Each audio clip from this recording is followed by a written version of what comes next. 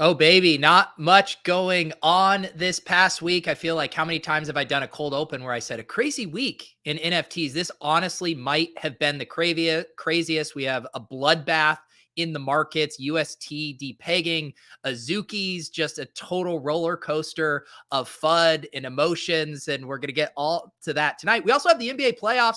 We're going to cheer ourselves up, maybe with some Lodden Thinks tonight. We got a 4-man crew here with Andy, Jack, MBL, and myself. It is Club Top Shot. It is Tuesday. Let's do this.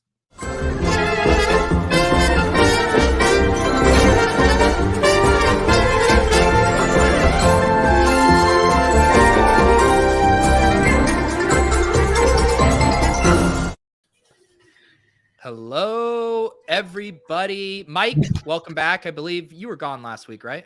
I think I've missed the last two, so this is a long-awaited return. Wow. How have you been? Are you just head down grinding? I am head down grinding. Just been busy. Personal stuff, work stuff, house stuff, all good stuff, but just a big time commitment. So I'm happy to be back and appreciate you guys holding down the fort while I did my shit. Yeah. Jack, how have you been doing? How's the tendies business? Tendies are good. Sorry, Andy, for the confusion. Like I said, that's right. You just rubbed me a little bit, but it's fine. We're launching some more locations, so yeah, the food's getting good. You know, there were some early days. Process wasn't great. Training camp stuff, but now we're looking good. There you go. And Andy, I believe were you gone last week or were you here last week? I can't. Now I'm all twisted. I think I was here last week. You were here. Okay, maybe it was 2 weeks ago. Yeah. But it feels like between every show we have a lifetime. How has this past few days been for you? Shit posting through it all? Yeah, I've just aged like 5 or 6 years over the last couple of days. It's pretty cool. Nothing big has happened really. But no, this is like feels like very, very much so bear market things. I remember back in late 2017, for those who were not around, there's a coin that's still around called Nano now, but it was called Ryblocks back in the day. And you can only trade it on like these really shady exchanges. And I remember being at my grandmother's before like Christmas, and she didn't really have internet. She had to like sit in the corner of her living room to pirate the neighbor's internet, and finding out that like the exchange that I had all of my Ryblocks on had been like rogued basically, and I had lost all of my money on that exchange. There ended up being like a lawsuit against the guy and stuff. I never got any money out of it. Fortunately, at that point, I was very poor, so it didn't really matter that much. But yeah, stuff like this sucks, and it's like never fun. But fortunately, I've been through it enough times that I can shitpost through it. Yeah, it's been weird to observe like how everyone's processing it, because a lot of OG crypto Twitter, I mean, they've been through this. They know what a prolonged bear market is. Their shit posting game is unrivaled. But then you see some of these Johnny come lately NFT influencers that like all they know at this point is engagement farming, and that has now manifested in just like peak fear mongering, like just some of the worst tweets and takes I've seen. It's weird to see like the NFT bros like really experience their first bad downturn. Yeah, well, it's funny too, because I feel like a lot of them are like, oh, well, this isn't actually, like an NFT bear market. It's just because ETH is going down, and so, NFTs are going down. And like, I mean, I certainly don't know. Hopefully that NFTs go back up when ETH stops going down, but like the level of kind of, I've seen people lately especially call it like toxic positivity around all of that. Yeah. From a bunch of people who like had enough like conviction to make a lot of money, which is great, but also had like a ton of really, really fortunate timing, and like obviously myself included in that. But I've like been around the block enough times to know that sometimes these things don't last forever. Yeah. So it's really interesting to see kind of how that plays out over the next few weeks. Yeah, and it's tough too, because everyone processes it in different ways. There's shit posting, there's being hyperbolic, but then there are some people who are actually struggling with stuff right now who have overextended themselves. And I know it can be a tough time for everyone. So just our usual reminder to take care of yourself, make smart decisions. Don't get caught up in the euphoria. Mike, Jack, how is your mental state holding up during this downturn? I mean, I'm a hardened bear market participant at this point. We've been balls deep in a bear market for the last year. Just everyone else has decided to catch up over the last couple of weeks. So no, it's a difficult time. It's hard to watch. You can tell from the way some people are responding, similar to what you guys are saying, that some people obviously are really, really, really overextended and kind of grasping at straws here, and thought they were more set than they really are. Didn't ever see a world where things would turn down at all, forget at this level and this quickly. And so it's hard to watch from that standpoint. Obviously, there's the people who have been through wars before, like Andy and a lot of the other kind of veterans out there. But for some of the newer people who, I mean, we're not that far off from people leaving six-figure plus stable jobs at huge corporations to come and kind of trade NFTs. And I think a lot of people are kind of stepping back saying, what did I do? Is this all going to bounce back, or is it kind of over? And I don't know. It's sad to watch. I think some people will be fine, but a lot of people are clearly hurting. Pull up the Vince Carter "it's over" moment, so everyone really knows what point we're at. I've the beauty of, like you said, Pete, that this show, it feels like a lifetime in between weeks. I've been in crypto since 2018, 19, which is only a few years. Is we've gone through some crazy, like, if you've been in it for 18 months now, you've even seen ETH jump and fall the way back down. So I don't think there's a better way to be prepared than to having lived through that. Andy's the most experienced in this field, but I definitely am comforted. Like, I was never going to say, well, the irony is I actually said, I feel this coming, I want to sell, and I just never did it, which further proves I'm the worst trader of all time.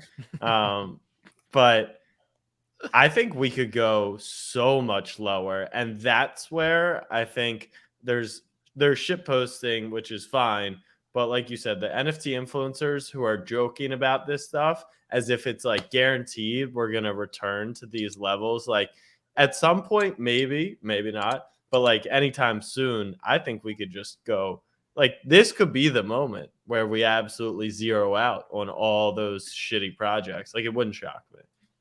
Well, and the thing too, like when people say like a bear market, like, and not that I'm some veteran too, but when I mean, there was a stretch for like a year after I first bought some of my Bitcoin where I didn't even think about Bitcoin for like a year and a half because no one was talking about it. Like, it was just like it didn't exist for a long span there. Like, I'm sure the hardcore developers and crypto people were still building and talking about it, but like the mainstream, like, we just stopped caring for a long time. Like, it was not in the news. There was no price action. And so I feel like you'll know you're in a bear market where you log into your Discord chats and no one's talking, and you log on to Twitter and people are talking about other shit. Like, that's when you're in a bear market. Yeah. For sure. I'm like, I think Andy said it before, like, he's building something. So he's building, and it doesn't really matter with the fluctuation of price. Now it does for the fun stuff he does, but like for fractional, like, you have to build a company, and the price shouldn't, like, if it's not successful in, it'll be more successful when the market's pumping, but if you can't get it to a place where, when it's lower, and I love how quiet it's gotten. Like, I'm not going to lie. Like, we're trying to build something, we're trying to build a chicken tender business, and it's awfully noisy when people. I thought you were going to say nights and DJ instead of fucking chicken tender business. No, but I'm saying getting away from even the NFT world, like, it's busy. I'm building Snapback, and it's like, yeah, we're doing great. We're hitting revenue goals, all that. And then there's some Joe Schmo in his parents' basement who's like making our revenue, on one fucking mint for $300. And so it's a completely different world. And I know I shouldn't compare the two, but it is noisy. And so for me, at least, it's been calming to like hear some of that noise subside, to remember that like we all just gotta, you know, build and some of this stuff, the headlines. That's the new headline for tomorrow. Yeah, it's been rough out there. I feel like we should do a little table setting for people. Just, you know, obviously we've had pullbacks in all of the big coins, all the big NFT projects, but Andy, I would say the big news item has been this UST, the Terra depegging. I've read multiple threads about it. I've tried to understand it, but is there any way you could give us the layman's version of what happened and why this has created so much panic? Yeah, so I'll give you two versions. One is like technically what happened, and the other is a really fun theory as to how it happened. So basically, and this is something that like a lot of people have been very public about for a while, as far as like the concern or risk with like the Terra ecosystem, is essentially the way that UST is minted is you burn Luna to mint UST at a 1-to-1 dollar ratio. So if Luna is currently worth $50, you burn 1 Luna, get 50 UST. And likewise, you burn 50 UST, get $50 worth of Luna. The caveat is like that system, it always assumes that UST is $1 in that like mint and burn. Doesn't matter. UST could be $3, it could be 3 cents. Doesn't matter. It always will function as if it is $1 for that mint and burn. And so the risk came because UST outpaced the growth of Luna's market cap. And so UST was, it got to like a 13, I guess I can just pull up CoinGecko. That's easier than me trying to guess. I'm sitting in front of a computer. So UST got to, as far as market cap goes, about a $19 billion market cap right before the collapse. It had basically been up only. And for the most part, Terra was, you know, pretty much outpacing that. It was at like a 40 billion. I said million, billion. So it was at like a $19 billion market cap. And Terra had generally outpaced that. And it got up to around 42 or so billion at peak. And so then basically what happened was the like systemic risk was that eventually in that buy and burn mechanic, the market cap of Terra becomes less than the market cap of UST. And then there's not enough Luna to withdraw when you're redeeming UST to burn it to like cash out. It's because the whole incentive mechanism is that if UST is worth less than $1, you should burn it for $1 worth of Luna and then sell it on the market. But now Luna's market cap is less than half of UST's market cap. So that is now like UST has become insolvent.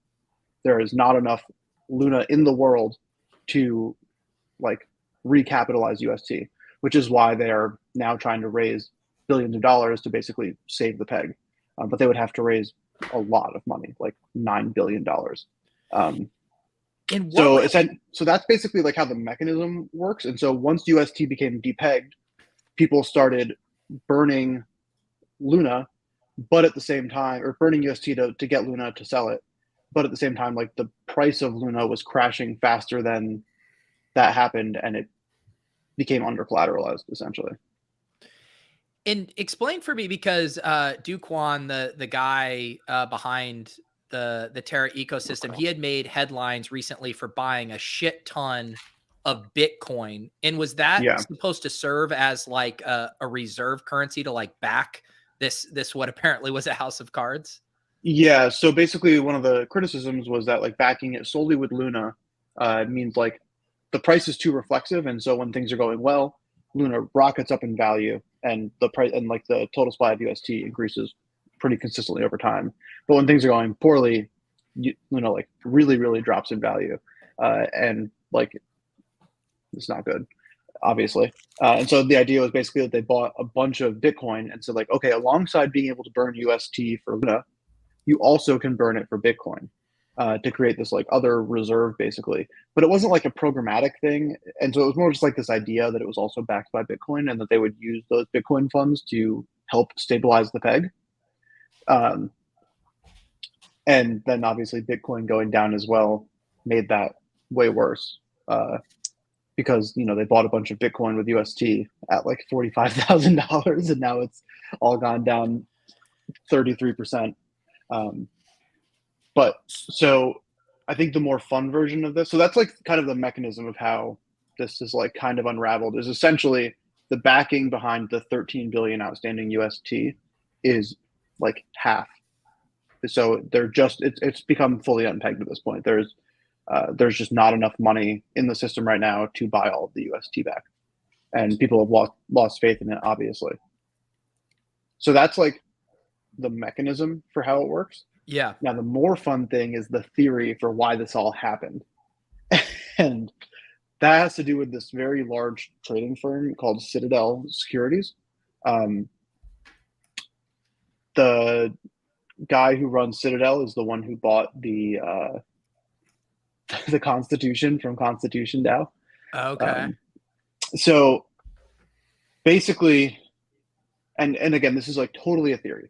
I have no evidence that this is true, but I've seen people talking about it on Twitter. Seemingly, there's some like trading stuff that executed on Genesis trading books, which is another like OTC desk, that would make it seem like this happened. But yeah, so here's what seemingly played out, which is Citadel basically borrowed a shit ton of Bitcoin, and then they made an OTC deal with the Terra Foundation. And so this was real. It happened.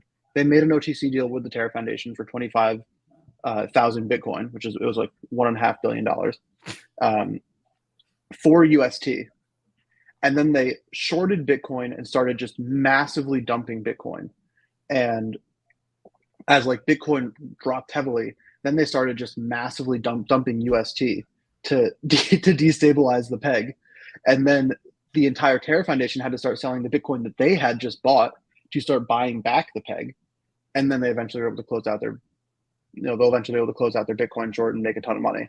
And so this was like the theory is that they basically just like played the Terra Foundation and used their mechanism that was poorly designed as a way to like fuck them over.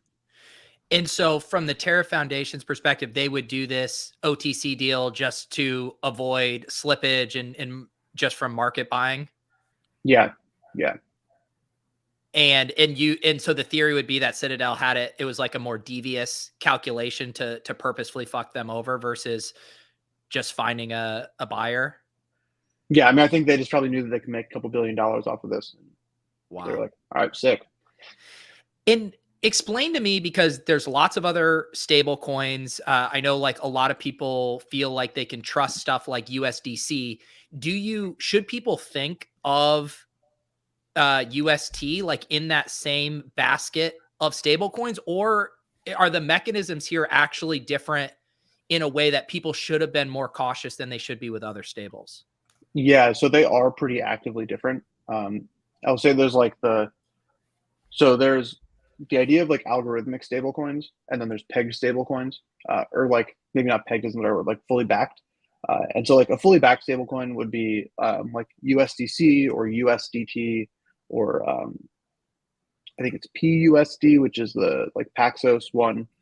So those are like, I give Coinbase or I give Circle $1. Circle gives me one USDC. That dollar sits at a bank account. If I ever want my dollar back, I give them back the USDC. And so that's like, fully backed by US dollars.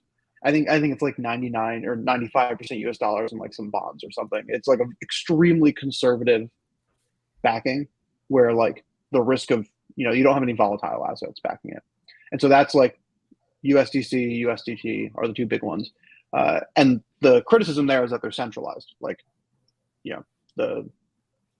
both of those contracts have the ability to like lock out accounts that, say a regulator says, hey, this account was, funded through money laundering, lock the funds in that account or whatever reason. And so people have generally been trying to create decentralized stablecoins kind of to actually have like something that is not kind of under that same like regulatory constraint.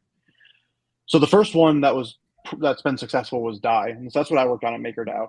The major difference between DAI and Terra and UST is that DAI is over collateralized, whereas Terra is like at most collateralized for the most part, but not always.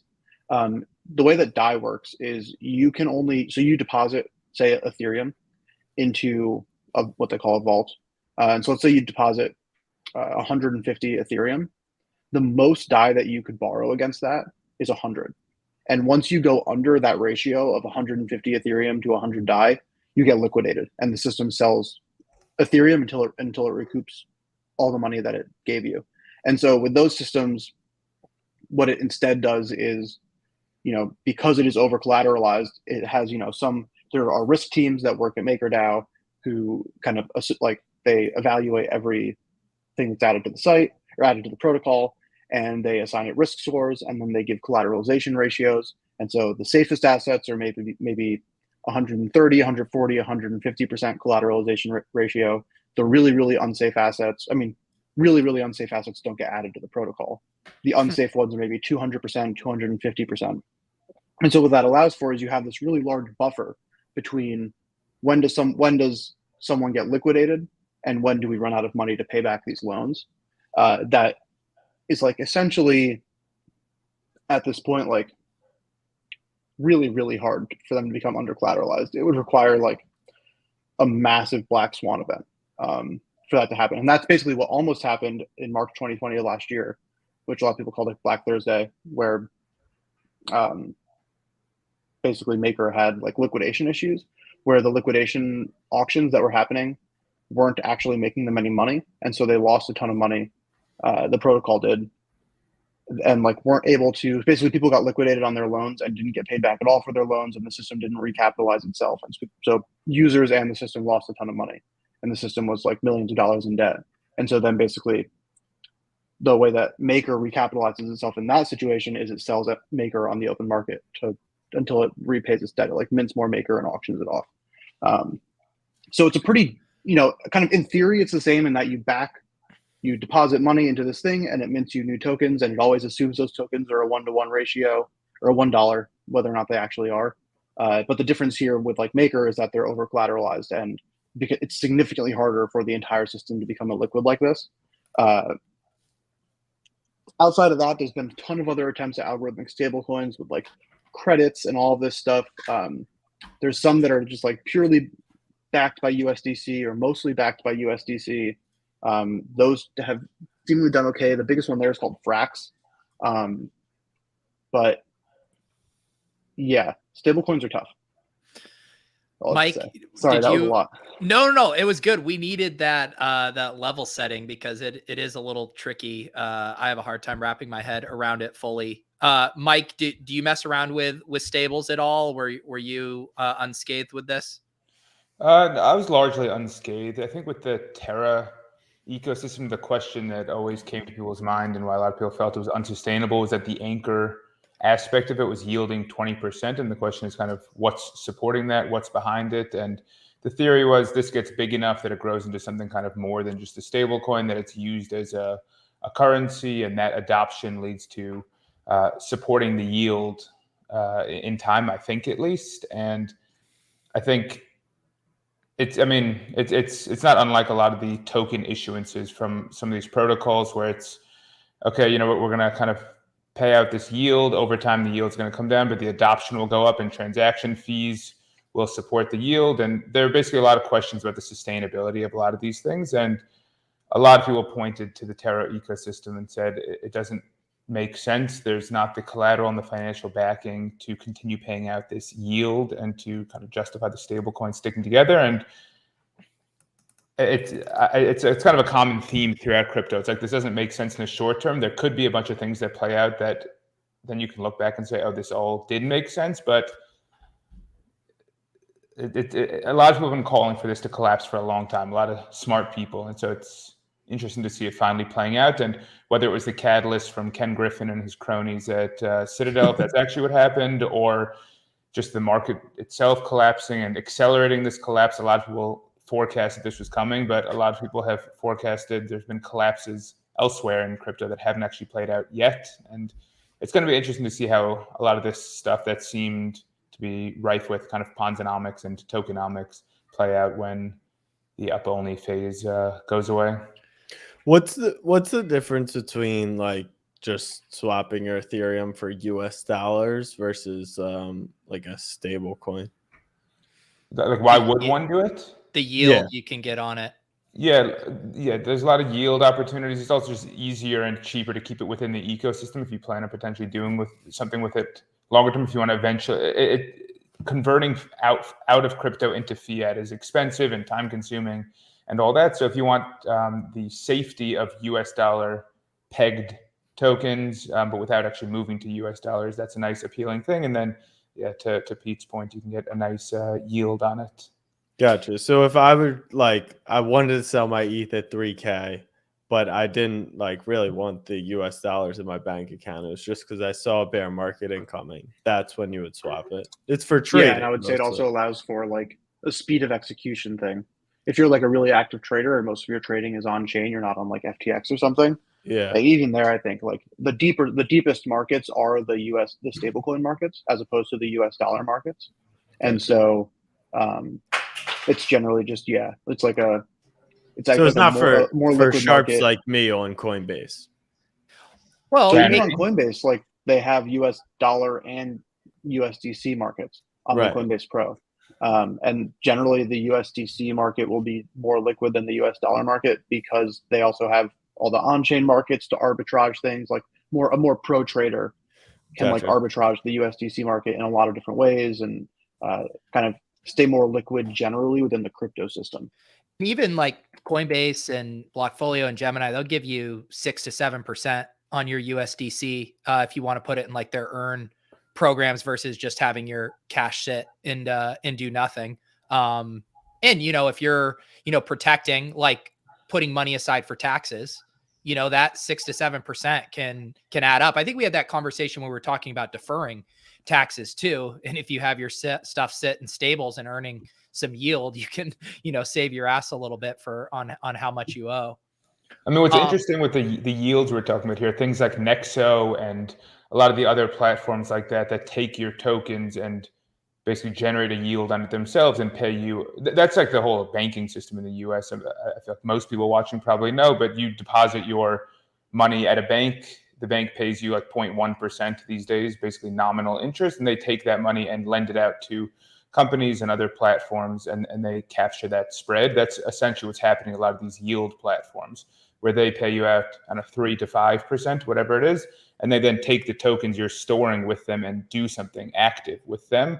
There are a lot of people out there who think that the underlying platforms are taking a lot greater of a risk than you are being rewarded for by storing your tokens there. And in the US heavily regulated system, the banks are under very, very strict rules about what reserves they need to keep on hand, what they can actually do with the capital.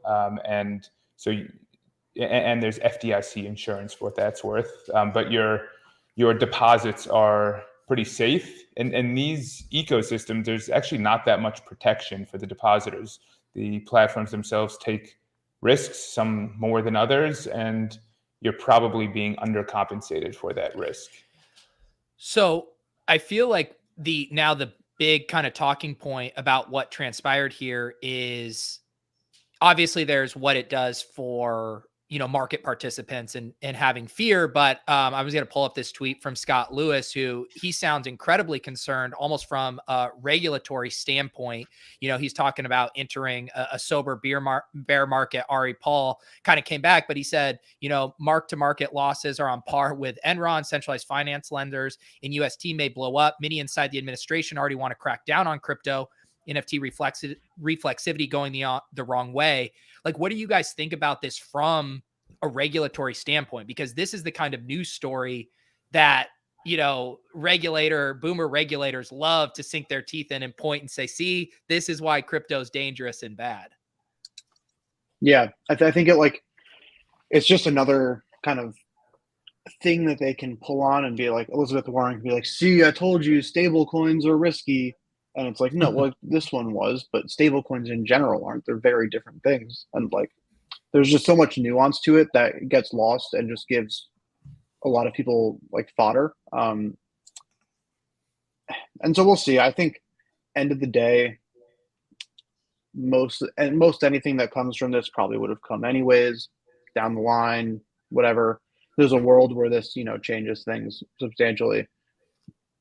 But I think it'll probably just be a really frustrating couple months of listening to people say, well, you see what happened to UST, why couldn't that happen to DAI or USDC, and having to explain 10 million times why they're not the same thing, and like that can't happen, or it would be nearly impossible to happen, and things like that. And so it definitely isn't good from a regulatory perspective, just because it's going to like give them more reasons to crack down harder like on crypto regulation in general. But like I think that having some level of consumer protection for things like this particularly, is not a bad thing. I think it's good to protect like retail people who just saw 20% APY and thought they could, I saw like a guy on TikTok who was like, oh, I'm going to buy this $1.5 million home and pay off the mortgage with the APY from Anchor. It was like, really yeah, he's kind of screwed now. And so like, I think it's good to at least like, thinking regulation around kind of appropriate disclosure of risks and things like that I don't think were really done well with this ecosystem and stuff that I think would be good in general. But odds are it'll be a lot more than that, and it'll be a pain in the ass and maybe slow things down a little bit. Jack's gonna be testifying about how he waited a year to get out of his sushi farm and how he was a victim of against decentralized finance. Against Andy. No, the funniest part about all that stuff is like it's fucking confusing getting in and out. So you almost have to have an experienced person teaching you. But yeah, regulation, I don't know if I'm for it or if I'm against it. Like that's part of what makes this stuff fun, is that we get to make our own decisions. I mean, I've needed multiple Google Doc explainers, hand holding just to get in and out of DeFi Kingdom stuff. Like, I mean, and that's supposed to be one of the most accessible decentralized finance things. And I still needed to have my hand hold it to just be able to navigate how to do that properly. So it's tough for sure. I want a little bit of a palate cleanser. I do obviously want to talk about the Azuki stuff. Let's do a little right turn though before we get to that. Mike, are we excited about Doris Burke coming to NBA Top Shot? Yes, I do really like that. I think Doris Burke, it might be the only person in the United States who's universally loved. I don't know if anyone doesn't like Doris Burke. And so if you're going to align with anyone, that's a great person to do it. And I really like the idea of adding audio to moments. There have been people over time who have added the announcer commentary to moments, and it's been really, really cool. It enhances the moment a lot. And so I hope this is a move in that direction. And so I thought this was really exciting, really cool. I will do a little thing at the end where I don't love them changing existing moments. I think I was talking to a few friends about this in the Wolf Pack today, and a few of them suggested this, and I agree with it, where it's, if you want to do something like this, do it on new moments. Now you take these existing moments that people have bought and sold, and they may either not want this Doris Burke commentary on it and wouldn't have bought it otherwise, or they wouldn't have sold it if they knew. And so it seems a little bit odd and it seems like it removes the feeling of truly owning what you bought if they can go in and just kind of change it like this. So I think they need to be careful with that. This was a good way to test it, because I don't think anyone's going to be upset that this happened to their moments, but some people might be sad that they sold this moment. So I just think that concept as a whole is something they need to navigate very, very carefully. But this is a huge win overall for the platform, I think. Yeah, it's interesting to think of the people. Yeah, if you were attached to your moment and now it's different. This is because that's the whole thing with NFTs too, right? Depending on how on chain they are, about what can be done to them, like how permanent they are. This is actually kind of an interesting use case for that. Yeah, and I mean, this has been something that in one form or another has been discussed in the NFT space for a long time. I think there was some artist who released a project that he literally changed the image of art into an image of a rug, and suggesting this is how easy it is to rug someone. I can't remember exactly what the detail was there, but I thought there was an interesting thing the person did. But look, a lot of these are the criticism of, people criticize NFTs as they're just a link to something else, and in many cases that's actually right. And so again, I think we're moving away from the positives that were here, but I think that's something that Top Shot should stay very conscious of.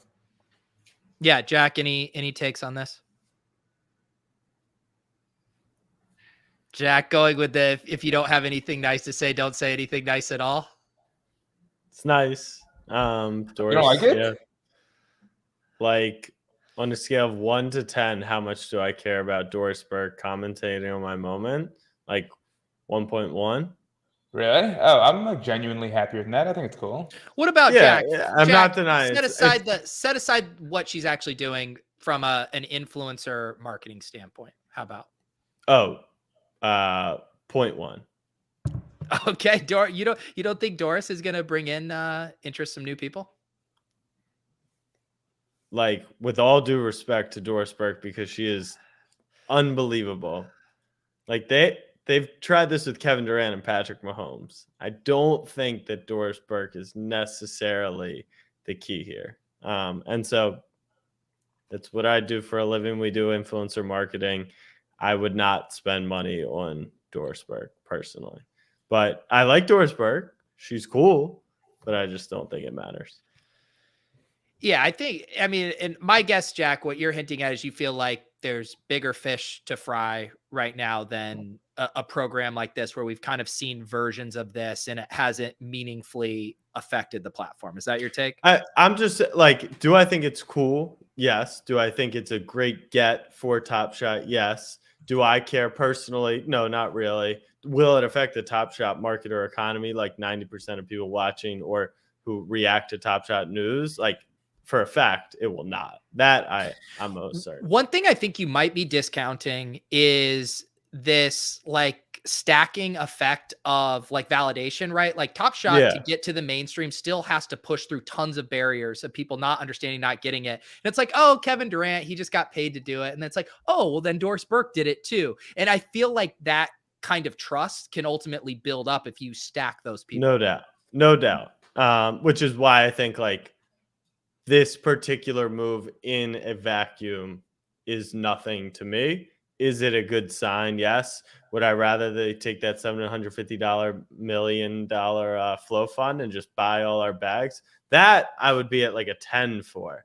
If they said we're buying everything back, we believe in this shit. You want Top Shot to sweep the floor with the Rohan ball. Yeah, exactly. No, but I mean that's just my honest feel. Like, to get Doris Burke, one of the main commentators in the world, to do it is cool. Like, I was super pumped when who did the first ever moment that they talked over. I think it was an all-star moment.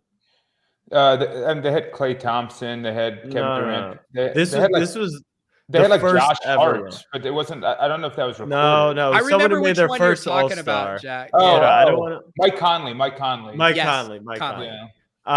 Like, I thought that was cool. I also thought maybe there would be more of that. But like, no one cares. So to your point, Pete, like, validation, yes. It's not a bad thing unless they were like, it's Doris or LeBron, which I don't think was the case. But I'm in a break right now. So Steady Breaks is like Top Shot's first official partner for pack breaking. So I'm actually in a break, but I think they're doing the other one, or I missed mine.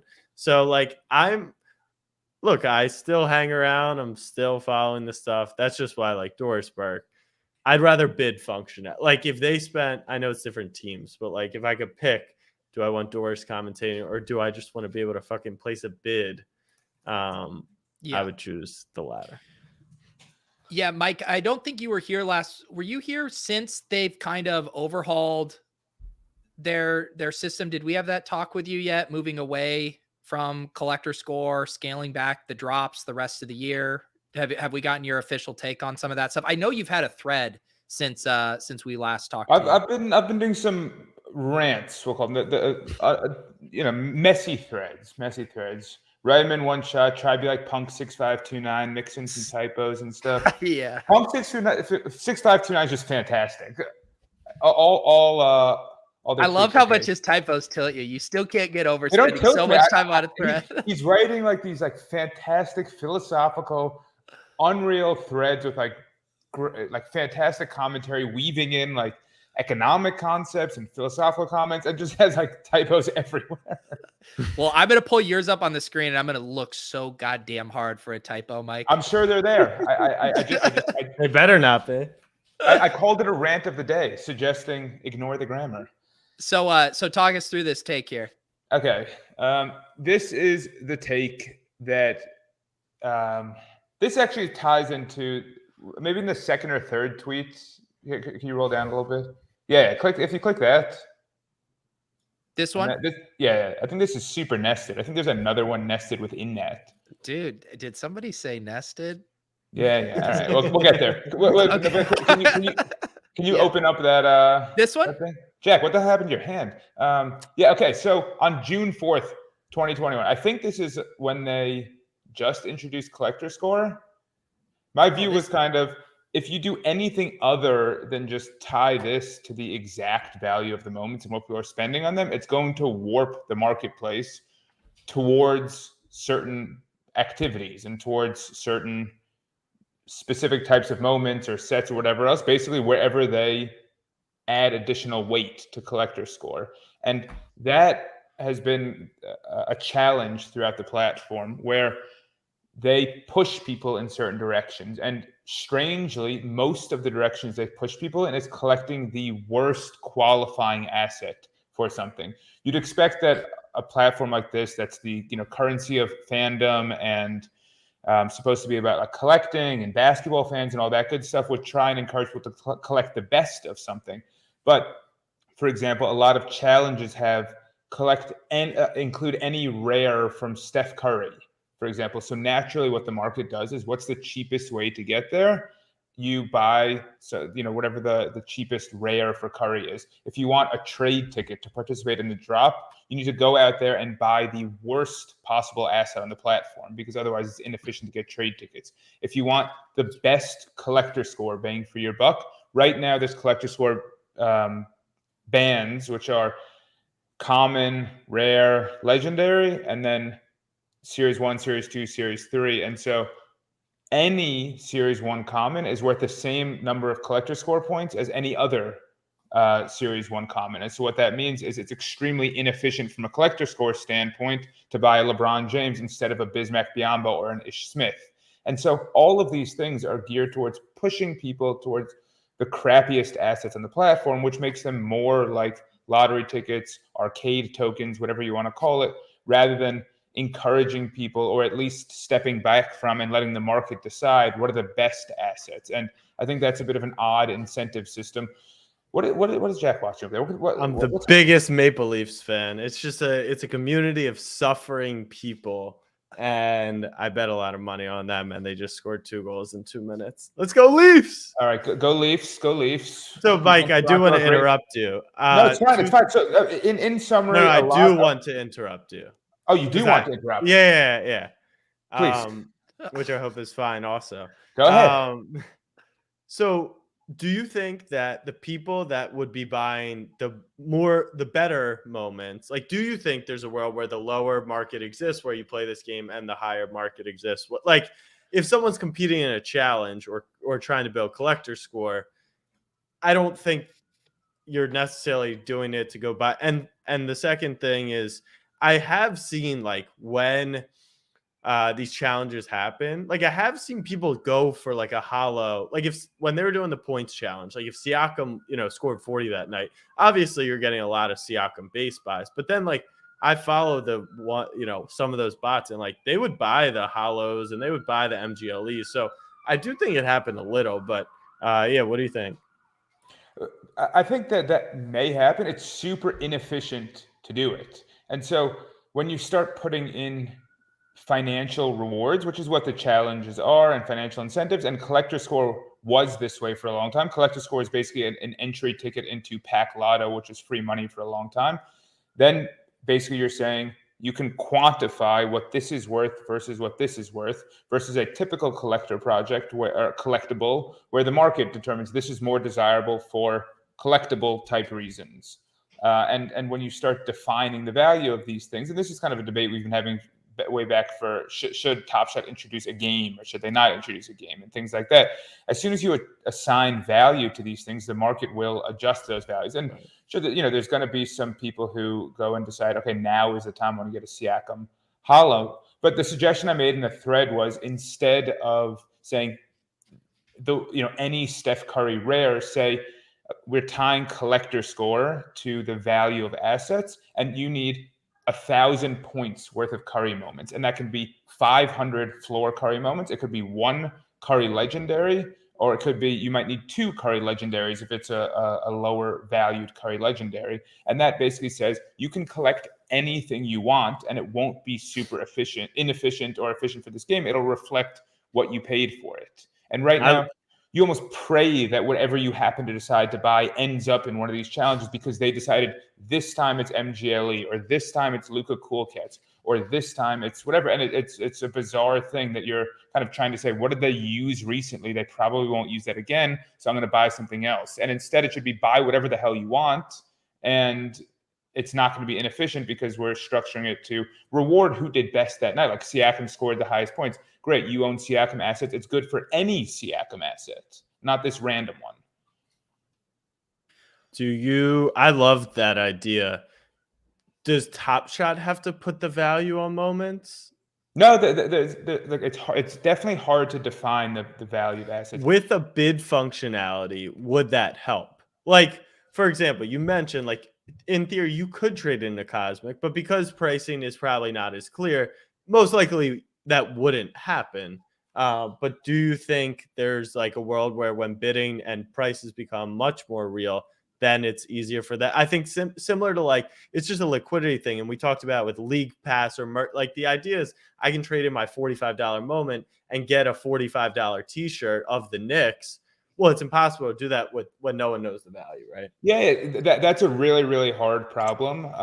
A few of the platforms, I can see them like a market for burning, where it's like I could see them making like a burning market kind of thing, where it's like we have base set MGLE and like hollows, and as more base set are burned than the others, the like return you get for the others increases, and so they kind of have like this almost like a liquidity pool where the more you have of one in there, the more valuable the others are.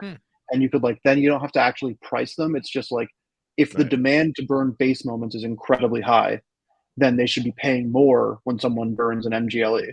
And if that's higher than a hollow, then you pay more than burning the MGLE. And then you don't have to actually care about price. You just set like a baseline of anything you redeem is worth this much. The more base that gets redeemed, then we're willing to pay you more for these other sets that we're also accepting. But doesn't that end up, you're saying any base or like there's different pools for like each specific moment? This would probably only be like a tiered thing. It'd be extremely hard to do for like every. But then you reintroduce it doesn't perfectly solve it. Thing that qualifies for that tier becomes the most valuable asset, basically relative to the perception that the market would typically have for it. Yeah, it only works for the tiers as opposed to the individual assets. I mean, I think there's like a lot more like intrinsic problems with the system they have now, and so like I think just trying to solve for it with like price oracles and stuff probably isn't enough. It would require a larger. It's still going to be rework. So subject to overall macro market trends too, right? Like it'd be hard to have. I don't even know how you would do it in a way that would be sustainable. You mean like the pool and like burning mechanism or what? No, just like just that concept of like, what's the true value of these moments? I think I don't know what the right formula is, but we have like Own the Moment just rolled out true value, which I don't know, appears to be somewhat reasonable. Live Token has a nice system. Moment Ranks has a nice system. And like, I don't know if it's Dapper taps 6 of these and says, we're taking the average of these 6. And here you can look into each of these 6 components if you want for their calculations. This is how it's going to work. And any changes to those calculations need to, be announced 4 weeks in advance or something like that so people can adjust accordingly. But something that determines, an approximate market value. Otherwise, it's the kind of thing where it's like you're holding a high-end asset right now, and everything is saying it makes more sense to trade this $2,000 asset for 1,000 trade tickets because they're going to push value to trade tickets. And so it's like, okay. Yeah. And then this all rolls back to someone new arrives on the platform. They don't know what the hell to buy. They don't know if what they're buying is in the middle of a challenge right now. They don't know if, because it's playoffs, the 2021 playoff moments are going to pump, or maybe, and then there were 4 will pump because Roham mentioned something on Spaces last week, and all these like weird dynamics where instead, if you go with just the market determines what these things are worth, and so you can buy anything at any time, basically. Maybe not if it's in a challenge, but you know, there needs to be some education. But you can buy any asset that you like and feel good about it. Not that it was in a challenge last week, so it's going to be a mess for the next year. Yeah. Yeah, it's tough. I mean, I think we all agree that the at least for the lower end moments, that having kind of some of the mini challenges have helped keep people engaged. And when a lot of the things you invested in as a very like long-term hold. And I even remember when we talked about series 1 stuff, I remember always saying like, these are going to age so much better, right? Because as more moments get flooded onto the platform and people get engaged in the platform, they're going to go and look back and be like, what are the grails? What are the moments that, you know, represent smaller edition sizes and scarcity and stuff like that? So, I mean, if you're really zooming out, right? Like, don't you think that some of those pure collector items from series 1 are going to continue to age gracefully as all this other crazy shit is happening on the platform? Maybe. I just personally, I'm not a fan of the, like, you know, challenges are good because they gave people who held arbitrary asset A exit liquidity at some point, because it's at the expense of like the whole core of the platform, which is collecting. It turns it into Dapper bingo, basically. Or do you happen to be owning what Dapper decides to bequeath with value next? And that just diminishes from That's a great word. Thank you. That diminishes from like the entire ethos of the platform. This is an NBA collectible. No, this is actually a product where if you properly guess Dapper's next move, you can monetize that. And so the first order effect is great. This is wonderful. Periodically, I get exit liquidity. The second order effect is the entire market collapses because no one wants to own these things anymore for what they are. Yeah, I don't think you're wrong. I think we're in a place where pricing seems very fair to me on a lot of these moments. Like if the bull market, bear market never happens and it was a slow build and this is where prices were with a bid functionality, I think like this is a very comfortable spot. Like to me, these things are reasonably priced. I went today, like some of the legendary moments, like they're holding up like a decent floor, like a decent value at least, because they're super scarce, which I think is nice. And the high price moments, like yeah, Derrick Rose moment, you know, shouldn't be priced at $1 million, Carlini. But like some of these stuff have sold for really good prices. So yeah, I hope the bids come. All right, let's transition over to Azuki's, which kind of dominated the conversation. I'd say, I don't know, the past 36 hours. Andy, do you want to do some table setting for us? And we know you love the Azuki's. Are you able to have an unbiased discussion about your Zook bags? I think I can muster up the will to carry on.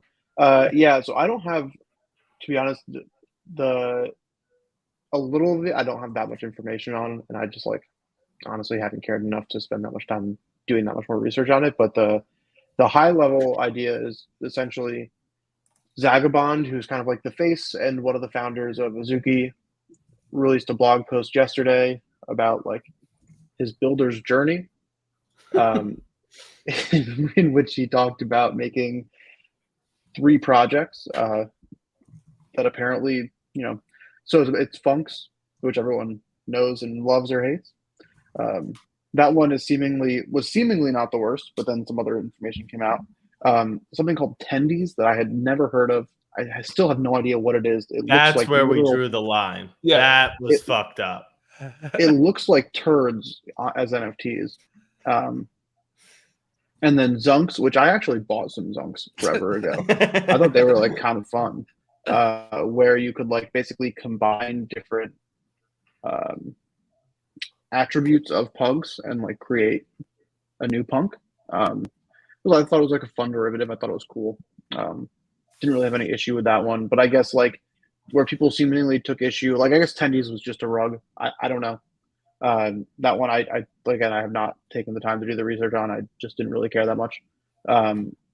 The funks, I guess they like kind of he handed over the project pretty early on. I wouldn't have taken issue with it too much, other than apparently when the looks rare stuff was happening early on, the funks creator, which now is seemingly them, increased the royalty price, the royalty amount, and then flash loan traded a bunch of funks on looks rare to earn a bunch of royalties that people didn't know that they were going to be selling on. And so they like seemingly kind of like really fucked over some people there. And that was like after the Azuki mint too, right? I don't know. Okay. I think I saw that it was. Yeah. So that was like super not cool. And then I guess with Zunks, they like had, made it seem like there was promises of more of building like a marketplace and some other stuff for it. And so where I like was talking about it online over the last 24 hours, my thing was like the projects where they didn't really promise anything and they just like sold some NFTs, I really don't have issue with. Like the guy made a derivative of punks called funks and people bought it for millions of dollars. Like I don't feel that bad for you. That's just like whatever. I think the idea of like, oh, I'm making this thing and then I'm going to make a marketplace and do all this other stuff and then to just disappear is like not chill. But like, yeah, I think it's like a more interesting discussion, like high level around like what constitutes a rug, what constitutes a failure, what constitutes something else entirely, and how do you like quantify those things. But yeah, so he then got on a Twitter Spaces today to talk about it and was like pretty not apologetic. I was not on the Twitter Space, but some of my team was at Fractional. We were talking about it in Slack. Why did he release this? The assumption was that there was going to be an expose.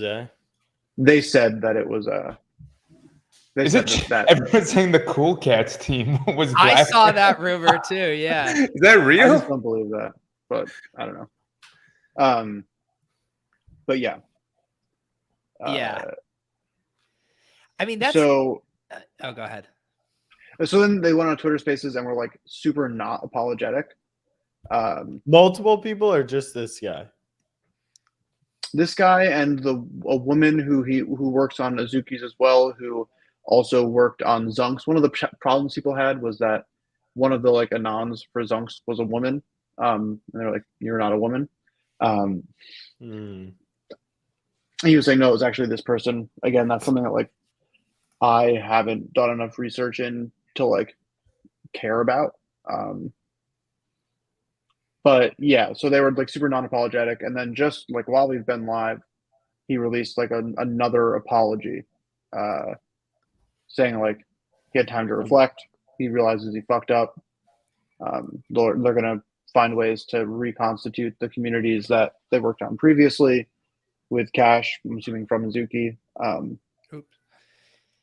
It's crazy too, just from like PR 101. I can't even remember the last story we talked about this with, but if you just come out and just do this right away and just apologize, I mean, you get so much more goodwill from people. That was what I said to my friends. Was like, if this was the first thing you said, people would have been like, "That's fucking weird." Like, that's fucked up, but you get over it. Jack, what are you fist pumping over there? Maple Leafs. Jack's lock of the day is so alive. Matthew scores with 6 minutes left. I think. Is this an underdog parlay or some? No. Okay. Can't keep track of your burgers and fries and your hockey. Yeah, what is it? What's the burgers and fries thing? What's going on? Yeah, I just nicknamed, when we take a pick five guys, burgers and fries. We hit one recently. Are you trying to get a deal out of that or what? No, we have our own food business, and people suggested that I not call it that as it's bad marketing. But everyone likes Five Guys, right? Like on this, Pretty universal, yeah. yeah. Little think salty for me, but it's fine. okay, fair. Highbrow, get out of here. I mean, the fries are just too much salt, man. Anytime I have Five Guys, I literally wake up in the middle of the night and have to chug like a gallon of water. Do you then wake I up mean, it tastes again great, though. after that to go to the bathroom, or is it just Yes, you wake up in the it's morning? basically a domino effect that ruins my entire night, is what I'm trying to say. If I drink water after like 9:30 p.m., I wake up to pee. It's bad. Yeah, but I mean, what am I going to do? Fall back asleep with cotton mouth, all dried out from I Five hear you. Guys? I hear you. Yes. Sorry, how did we get derailed? Jack was dancing in the background. Oh yeah, My that's ADHD. yeah. So what? Azuki's at one point they were what did they hit, Andy? Were they at like a 30 ETH? Was that their top, or did they get even higher than that at one point? 32, something like that. 32. Obviously, this had them screaming back down. I'm seeing what they're at on OpenSea right now. They're at 8.8. Like, what's your read on this? Like, They're 8.8. Can they recover from this? Or I think Lou said they were 11, like 20 minutes. They've been all into over the place stream. during this stream. There's That's still crazy. a ton of buying action on them here. But Andy, do you think they can recover from this? I think they can recover from it. I don't think it'll ever be the same. I think it's one of those like kind of in the same vein as like Pudgy Penguins. Like Cole sold the IP, it's owned by someone else. They're gonna do cool shit, but there's a mimetic energy that you lose from something like this that is incredibly hard to recover from. Of like taking a hit like that for something that's not like a product. It's not that they're building a protocol and people are now disenfranchised with the protocol. But if you build a great protocol, it doesn't matter type of thing. You can't like bribe people to use Azuki's as their profile pictures. I mean, I guess you could. Like it's a harder thing to do when it's more of just like a cultural relic and like the mimetic value of them. And so it'll be really, really hard. Probably it involves him stepping down. I think it's hard to get around it without that, or anyone on the team who was involved. Or just them like fully selling the IP. But I think outside of that, it'd be really challenging. They have to sell the IP for like, I mean, they could probably sell it for a good chunk, but I don't know. I think like that would be the most realistic thing. Like, why wouldn't some larger brand that wants it, that wants to break into NFTs buy Azuki's? I think that like is not the worst idea. Yeah. But I don't know. And it was heading into even before all this, like we've been talking about this blue chip meta, and where the market matured, everyone wants to bet on really established teams. And it's almost like people want to feel cozy. Like, I at least want to know this team is trusted. They're not going to rug. They have, credentials even outside of the Web3 space. Like, people now want that. And that's why they talk about Yuga and they talk about Proof and Kevin Rose. And now it's like Azuki was there, but if that trust is shattered and they don't have that confidence in the team, whether they can execute or not, almost doesn't even matter, right? It's all about perception and how people perceive the team now. Yeah, 100%. Which that's when everything is like the vibes yeah. and we're throwing a party, you should come, it's going to be sick, all this kind of stuff. Like, the people's perception of the team is everything. Like I was saying, way more so than a protocol with a founder that people think is like kind of a dick or something. Where does it, because I remember when Azuki's were first coming in, and you even mentioned like talking with some of their team, and people were talking about how accomplished they were. Didn't they have like Facebook or Google devs or something? Like, where do those guys all fit into this? Are they just kind of stuck in the crossfire? I think I'm pretty sure Zagabond is like an ex Google dev. Okay. Yeah, so he's one of those. I don't think anything is like different there. Yeah. I just think like, doesn't really mean that. I think it means way less than people give it credit for, in a lot of ways. Yeah. Yeah. Well, crazy times to have that. And I was just listening even to the Lucky Trader podcast, a great podcast that our guy Lou Dog does with Tyler over there. And it was like, it must have been last week. And they're like, well, which one of these kind of projects up here do you think would fall off up in the top, like of the Doodles, the Azuki and the Moonbirds? And like Azuki's was the last one they mentioned, because it's like, you don't even foresee something like this happening, and things change so quickly in this space. So yes, we will keep tabs, our T's and P's to all the Zook heads out here. We're more than welcome. I know there's a lot of tribalism in the NFT space, but it's really comfy in these Moonbird nests, guys. I'm telling you, just K Rose. I'm vibing. He puts a little blanket around us each night. He chews up our food for us, and he comes and feeds it to us in our little nests. It's truly a comfy place to be. What are Moonbirds at? They've recovered a good chunk, actually. 23 They're or at something? 23. Still Oh, up, Mike, still up. Mike, are you watching Moonbirds? It seems like you've been. I'm on Twitter. That is the beauty of NFT Twitter. You don't have to check prices; they come right to you. Mike, add a Moonbird to the family vault. Come on, buddy. Tell me about One of my team nesting. members sniped the bottom. He did a great job. I saw a tweet that. What did they get down to? I saw a tweet that if you 16, 17? are nesting, the list button on OpenSea is no longer available to you. Or That's something? common. That's common. Is it?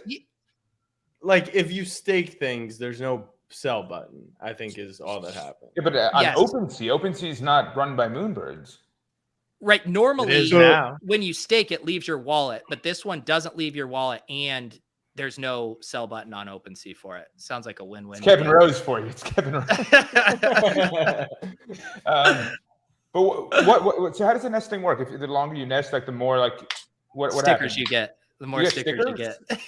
get. It's so many stickers, dude. I bought a Is it second actually home you get for like stickers. sticker NFTs or what? It's gonna be It's become so the many meme. stickers. It's become the meme. But I was listening to Kevin Rose's Spaces on Friday, and he literally said that their sticker manufacturer is like, we can't make any more stickers. That they're literally running the printing presses around the clock. Because he's like, yeah, I ordered 500,000 stickers for NFT NYC. So the stickers I don't even think are a bit at this point. So you definitely will get stickers, but it's like a meme because people are like, "Yeah, you're buying this 50 Right. thing to stake it just to get some fucking stickers." It's a good meme. It's a good meme. That's compelling. All right.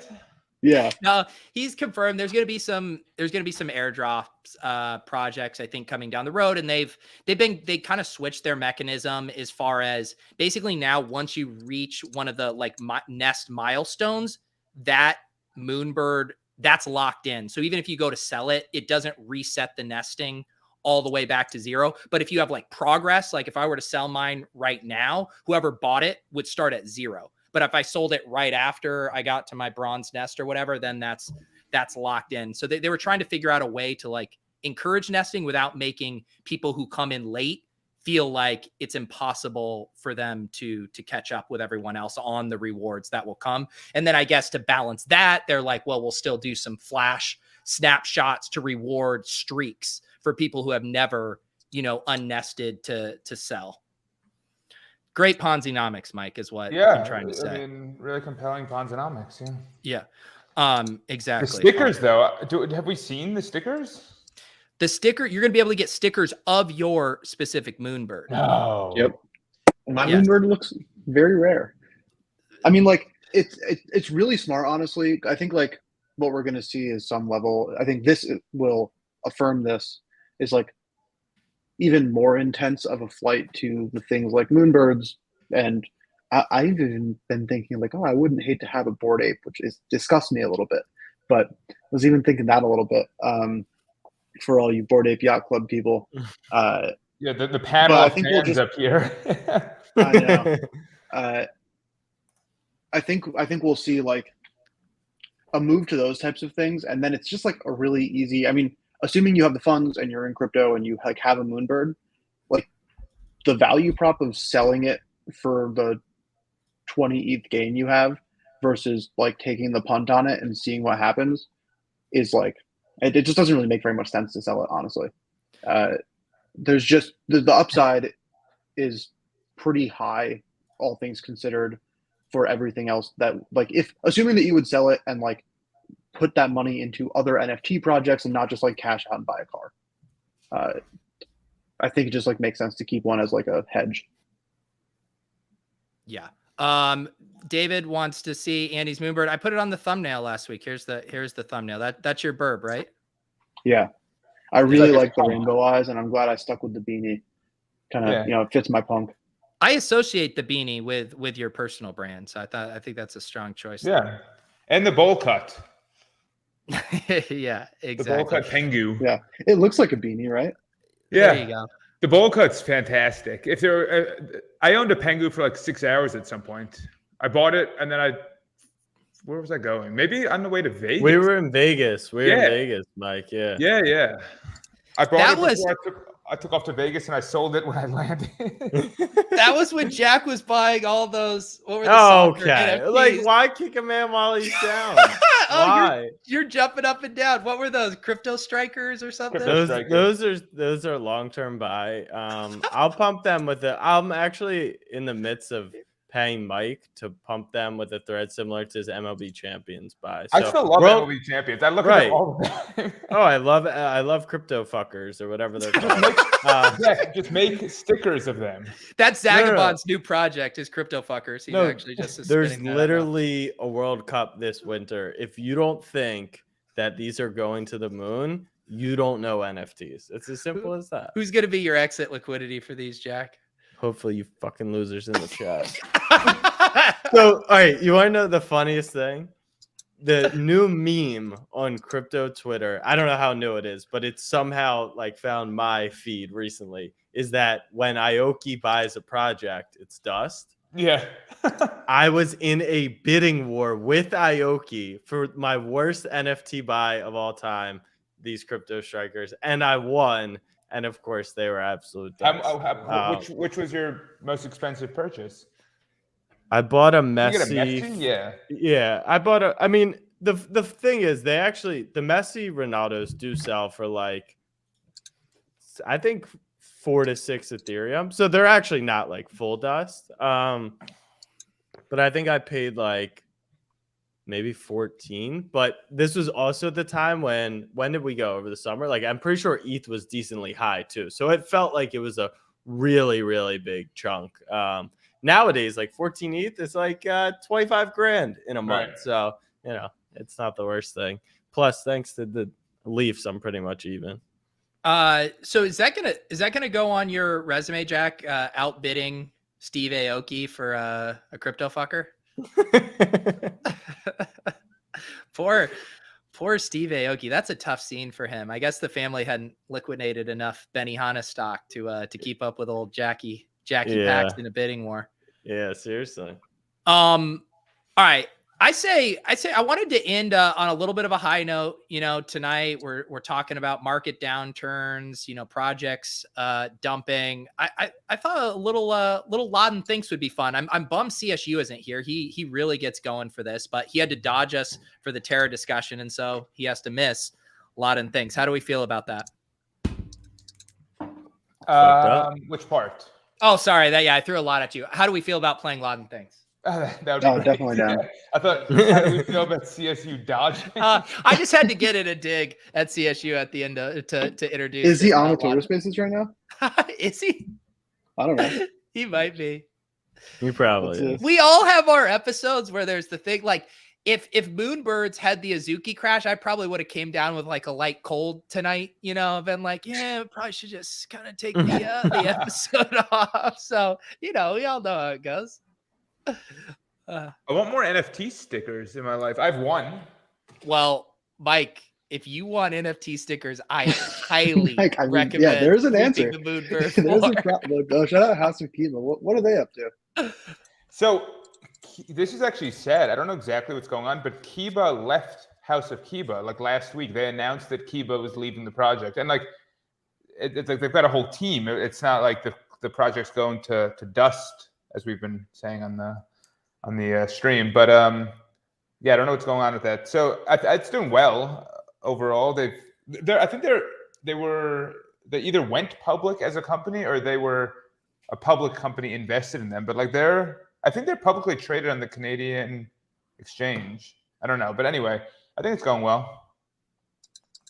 All right. And I have a sticker. So Let's should we play what if tonight's currency is BBM3 entries? So, we have to the winners get $25 units from the other participants, but they Sponsored by Underdog. must use that money in BBM3 $2 million up top.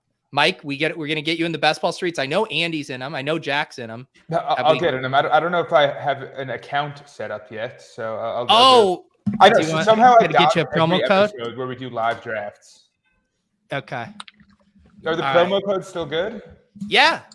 Promo code Pete will get you I was leaning, I think, promo match. code Jack a few months back, actually. Promo code Jack he only just gets you a promo code Pete was catching fire, and Jack was just there scheming up tendies and getting no love. That's right. Yeah, Andrew Mackins, Underdog employee, is absolutely shocked that you're not on the site yet. What is going on, Mike? It's an onboarding issue. It's not a user issue. It's an onboarding issue. Wait, you're not signed up for Underdog? I think I am. I don't know. Hey, guys. What's Andy, wrong with you? did you do your first What's wrong pure with zero me? RB draft the other day? You chicken out. I think I've done a couple already. Okay. We'll got see. the I've been. Keys Underdog video. Let's see. I've done too many drafts. How many BBMs have you done? Let's make that the first Lodden Thinks. I mean, I have an answer. Okay. All right. That's the first one. So this will just be between the three of us. This will be a warm up. So let's ask Mike, because I feel like Mike probably doesn't have as good of a frame of reference for this as Jack and I will. How many Best Ball Mania 3 drafts, that's the new tournament on Underdog, it opened last week, Mike, do you think Andy has done? And don't say it, Jack. BBM3. Just BBM3. How many drafts has Andy done? Andy done, yes. And Jack and I are... But we're asking Mike. We're asking Mike, so Andy's recused because he knows. Andy should guess. He should guess No, last. Andy definitely guesses. Andy knows. Andy knows. I know, but I don't. It doesn't matter. Yeah, it doesn't matter. I forgot how to play Lodden Thinks. If anything, it's probably harder for me because I'm like anchored to the actual answer. Yeah. Hold on, let me write down my answer. Hold on. Just for context, I have no idea. That's why I think asking you is good. I feel like I could get in the ballpark for Andy. How many has Andy completed or entered?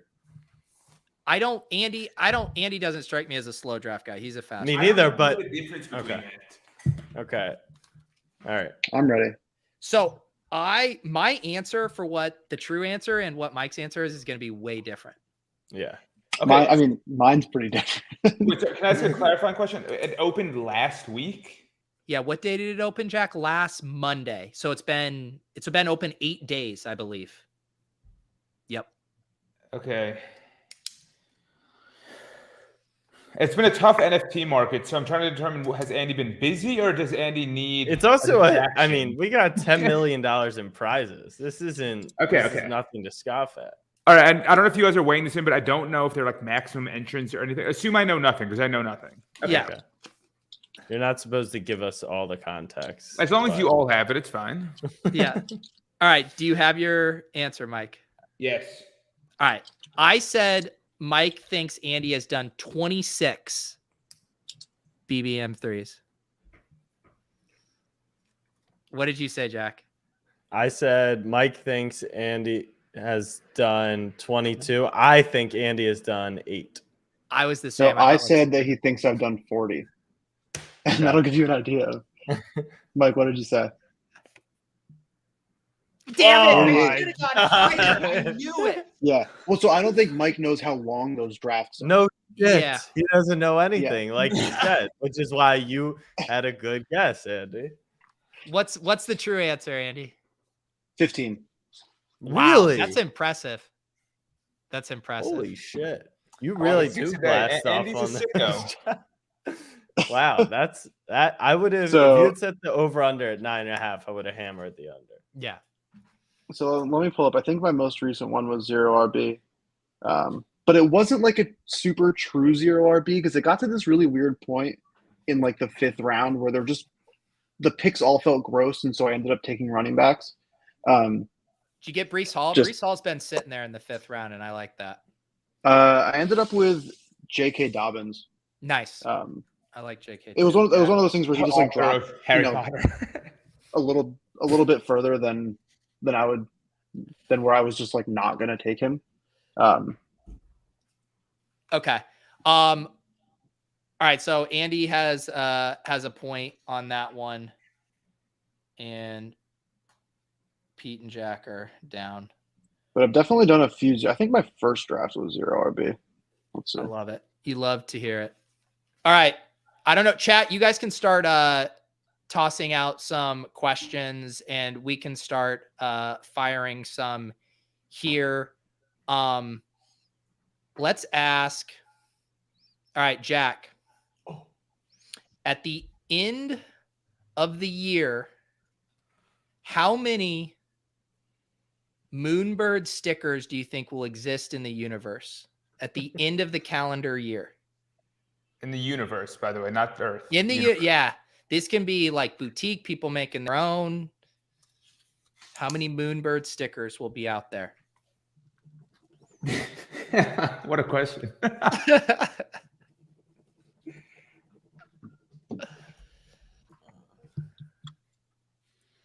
Let's see. What is going on in Jack's sick, twisted head right now?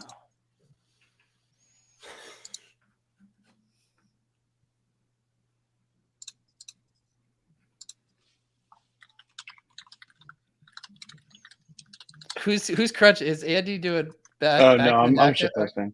Okay. How do I know Greg, if I've kind of we don't say that man's name around our nests anymore. Okay. What did you say, Mike? I'm trying to see if I have an underdog account or not. That's going to be our underdog segment this week, is screen sharing Mike through setting up an underdog account. Ooh, this is a good one. We're going to do this one next. How many tendies has Jack sold today? Wow, great Ooh. question. Jack has no idea, probably. Jack doesn't even know if they're in Brooklyn or not. All right, I got my answer. Okay. So who did we ask on this one? Jack? Yeah, I think we asked Jack. Yeah. All right. What did you guess for Jack, Mike? Moonbird stickers. 1.25 million. Not too far off from me. I said 1.6 million, 603,069 to be exact. I went with 3 million. What high? 3 million. Jack? We're from different generations, but when it comes to this game, we just fucking think the exact same. Yes. 1.2. Damn. Wow. Mike on the board. Jack and I are such normie mainland people.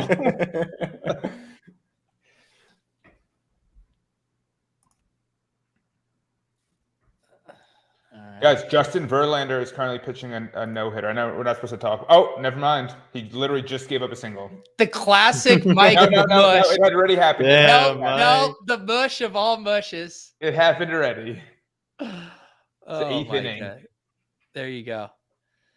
Here we go. I'm so happy with that win, Jack. Just eye to eye. I got So you. who wants to answer this question? Oh, you need to answer. All right, It's one of you two, yeah. I'll take All a right. stab at this.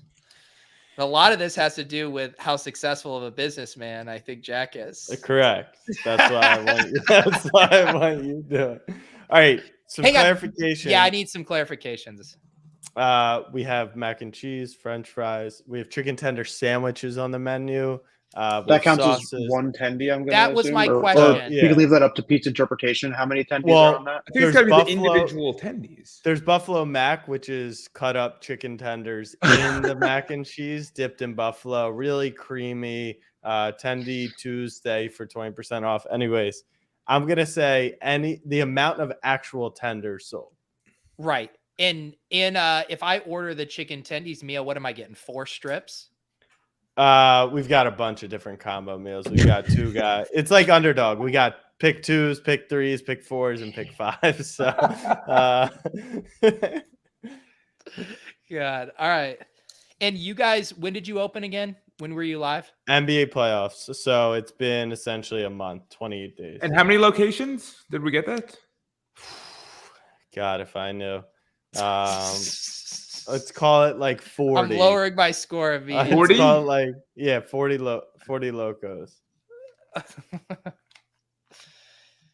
Jack is like the Gus Fring of snapback chicken. El Pollo Loco. All right, I really need to think here. The number of actual tendies sold. Man.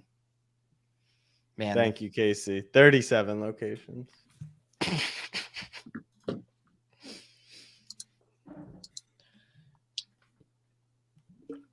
Man. I really don't know what's flattering and what's disrespectful with this. I agree. guy. I think I'm being disrespectful, but I have no idea. Look, what did I say when we first talked? 1% of Chick-fil-A's market cap is the goal. Yeah. All right. How many? We're still so early, guys. All right, I have my guess. I'm not going to editorialize any more about it.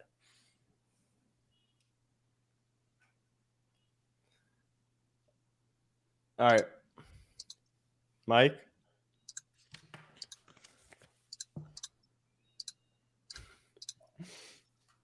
Good God. I feel like Jack could be retired if that's correct. What do you mean? Wait, what did you put, Mike? I was You distracted. put 420,000. 420,000. It's not that crazy at all. Oh, Mike, we have different answers. All right. So do we, Mike. Should I go next? Yeah. I'm not sure it's possible that your number is further from his. Oh, Mine's 2,500. All right. I will explain how I got to mine. I'm very curious how you guys got to yours. All right. I'm in the middle. Hold on. Oh, well, I'm the one who's 69,000. So you guys want to know? Andy and I are much more in sync. I said 4,032 tendies. I almost said Just 5,000. to review, there's And then I 30 lowered days it. they've been open with 40 stores. So there's 1,200 store days. How many do you think they're selling per day per store? I I think mean, it's been a slow roll. You think they're selling you think they're selling 4 tendies per store per day? It's a fair point, I Michael. put 350. That's like 100 meals. Mike, Jack, just tell him you've sold nowhere close to 420,000. We definitely have not sold that. It is a slow rollout. We're still getting things in line. This is crazy. Oh my God. Okay.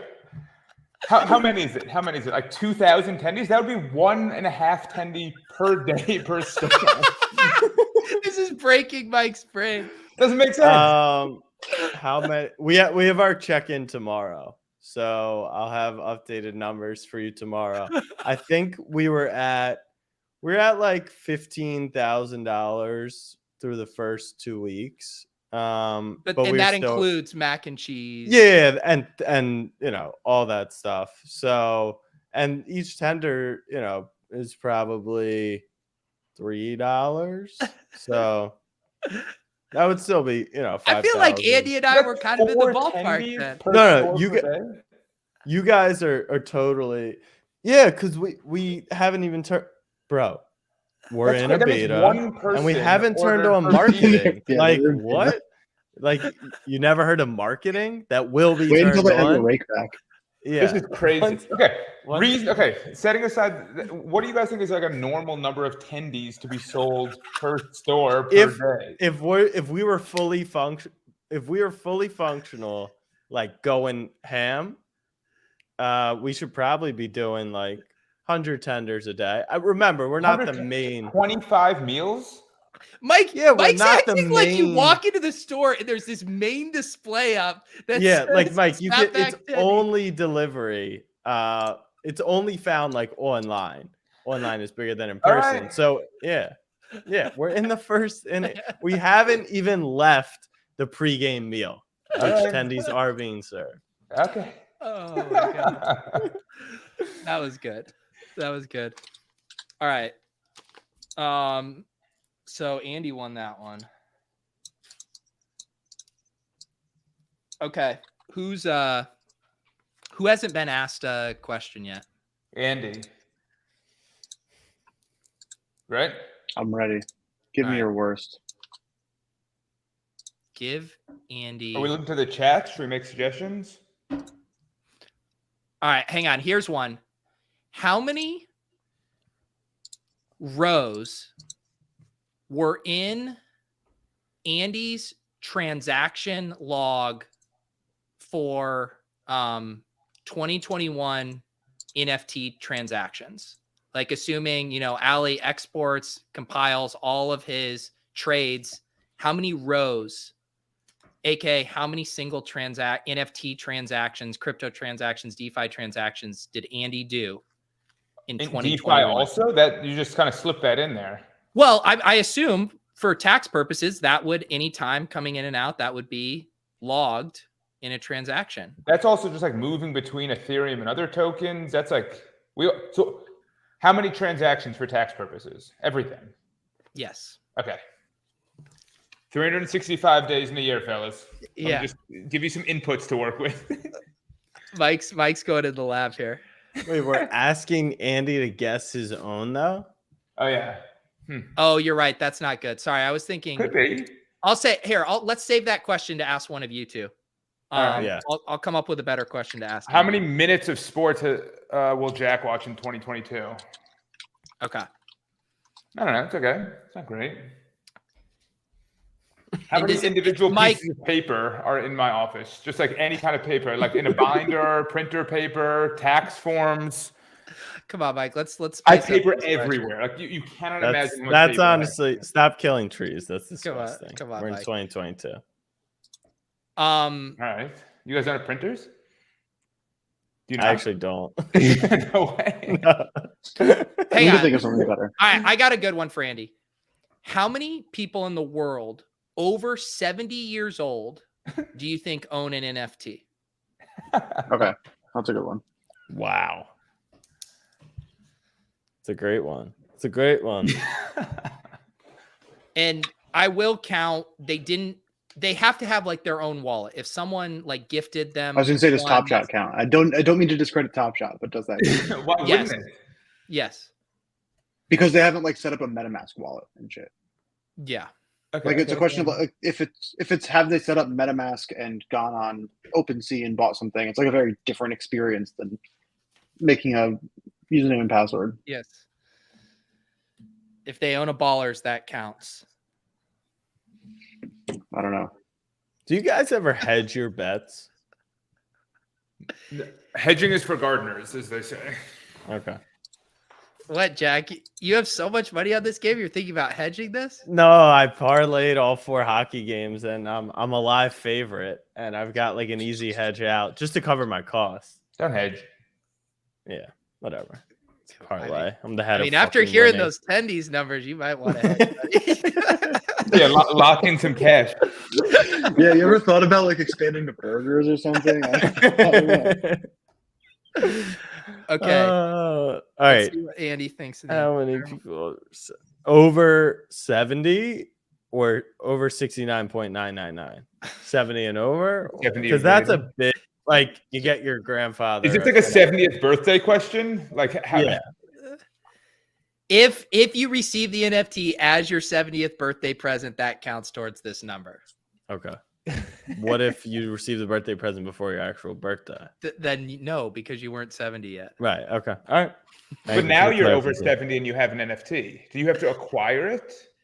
No, you're right. You're right. Sorry. Right. Yes. How many 70-year-olds have NFTs? Agnostic of when they acquire it. Yeah. Right. Yeah. David's parents both won a Moonbird. Yeah, a lot of grandmas lined up for that 2.5 ETH Moonbird raffle. All right, Andy, do you have your answer? I don't, but I can get there. Hold on.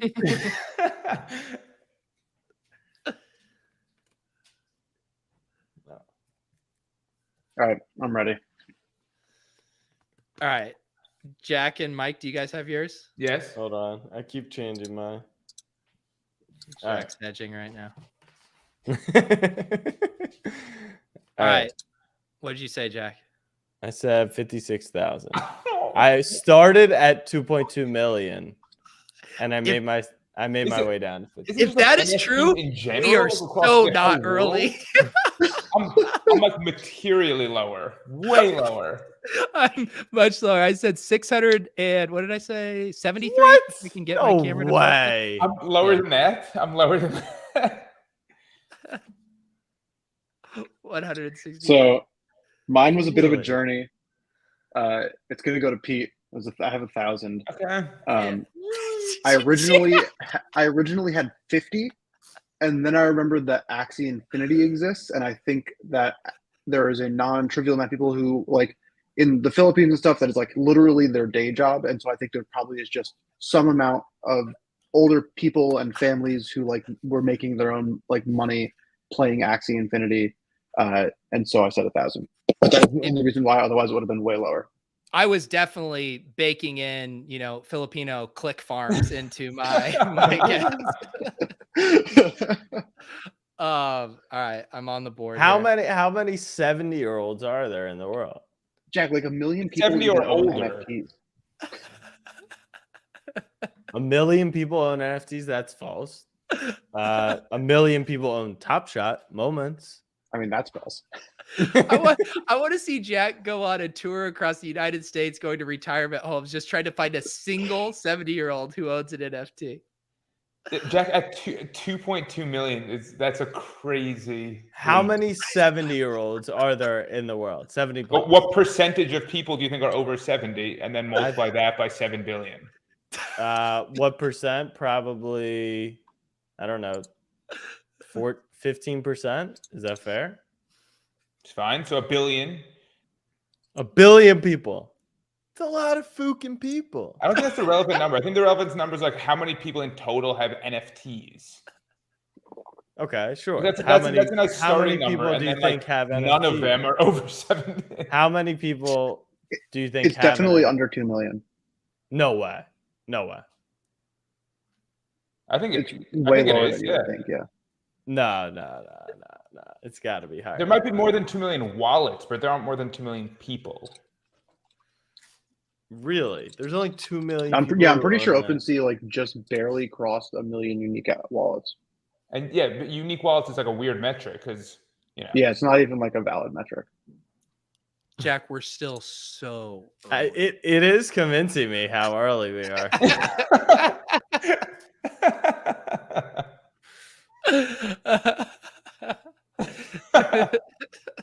So I'm glad I saved myself from the 2.2 million guys. I can't believe That would have been insane.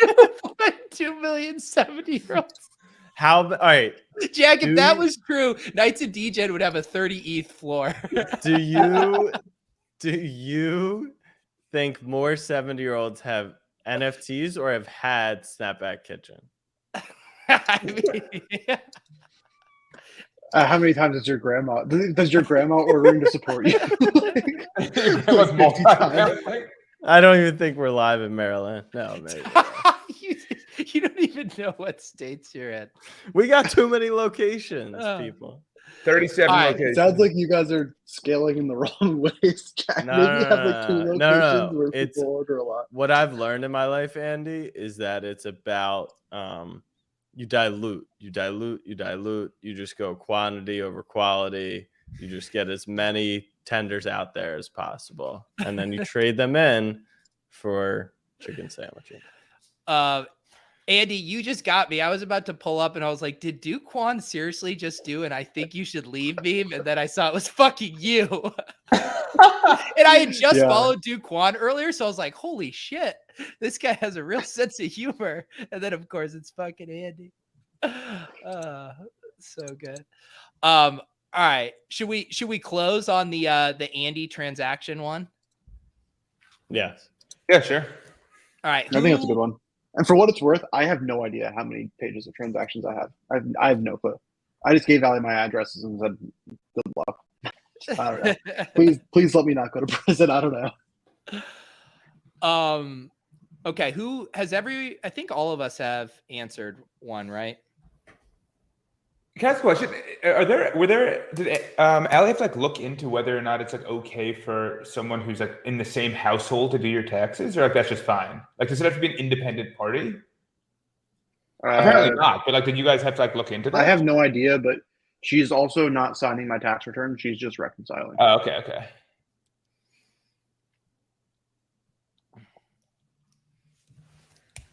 She does do and sign full tax returns for people as well, but I'm just wondering if there's rules against that. I don't think there is. We're also not married, so I don't know if that, I think that probably would matter as well. There might need to be like some disclosure, but then at that point, it's like if we're filing joint, like married filing joint is a normal thing. And so, like, yeah, people in the chat saying, "Can't you do your own taxes?" I mean, yeah, no, but it's different to be like. I don't know if it's different. That's the question. To be like signed off from like an independent professional. Mark, unless he's rugging us, says you don't have to. Okay. Okay. It feels like a rug. I feel like we have to ask Jack because Jack yields the funnest answers. How many crypto transactions did Andy have last year? Yes.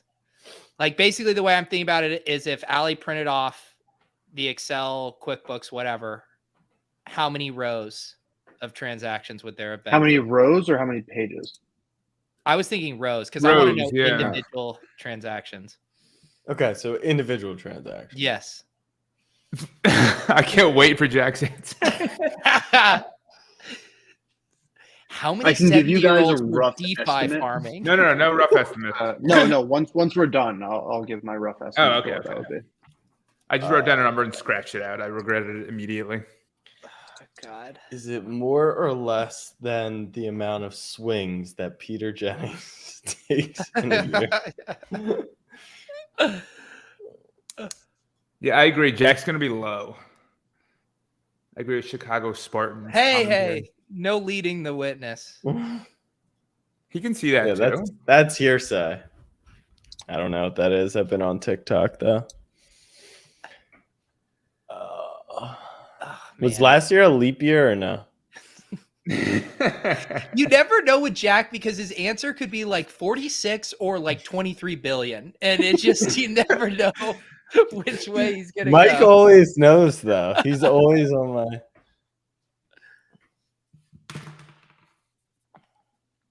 God, I keep wanting to write down like my guess, like a rational guess. And I'm like, no, it's Jack.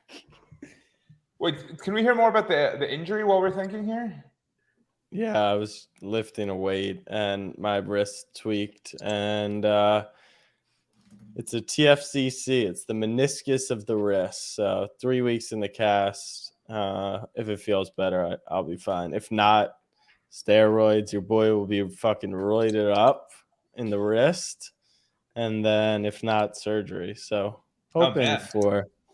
Jack actually sent me over before the show. He wanted me to show everyone the dumbbell that he actually hurt his hand on, and it was the. No, it was those shake weights, right? Yeah, of course. Yeah. The South Park episode. All right. How many crypto transactions did Andy make this year? That he's reporting, or this was that's his 2021. I'm assuming Andy's pretty above board here, Jack. I will report every transaction, including the purchase of that Pudgy Penguin shirt. All right. No, not I will happily report that loss. All right. Andy, do you have your guess for Jack? I do, yes. Okay. Mike, do you? Yes. All right. I'll start us off. I said Jack said Andy had 23,942 transactions. Okay. I'll go next. So my initial guess was like not quite that high, but higher. But I came down very hard from that to 2,499. Okay. I went with 20,000. Pete and I are on the same wavelength tonight. Yeah. So that's, I mean, all right, fine.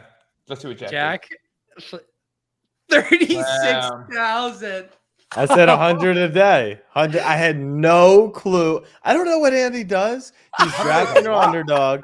He's building a company. He's shit posting.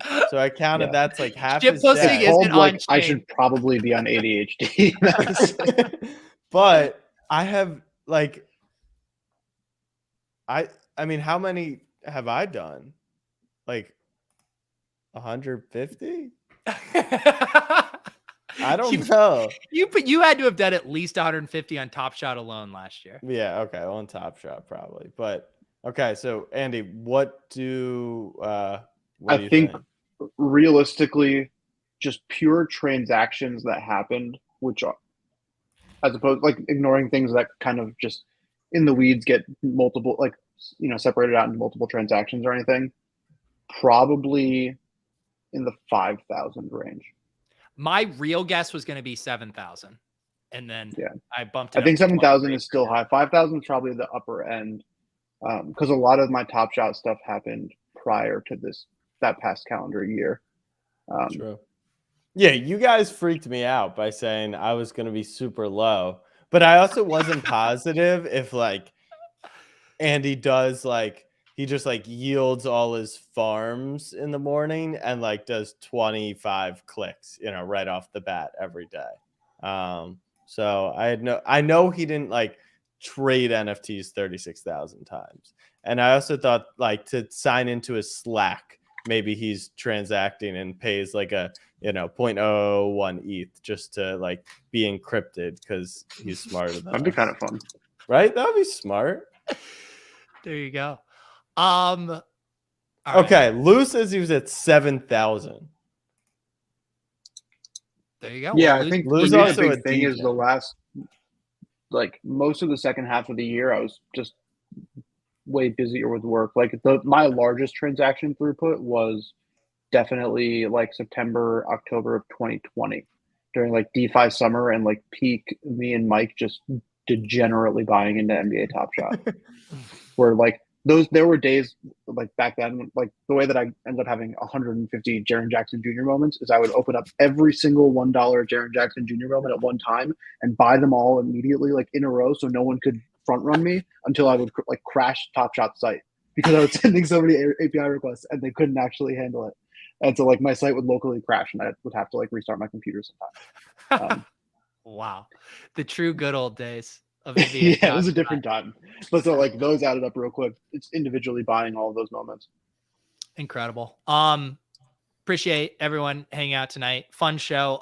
Little update. I know I've been mentioning our show that we're going to do live in Brooklyn during NFT NYC. Talked with Underdog today. We're full steam ahead of that. We're going to be able to have a handful of people, a couple handfuls of people. So I'll circulate a form in for the club VIPs in the Discord. If you guys are going to be around in New York, we'd love to have you join us at the Underdog offices for that show. And then we'll also do hopefully like a meetup or something after, and I'll be sure to get more details on that. Are you guys confirmed? It's Tuesday night, right? June 21st.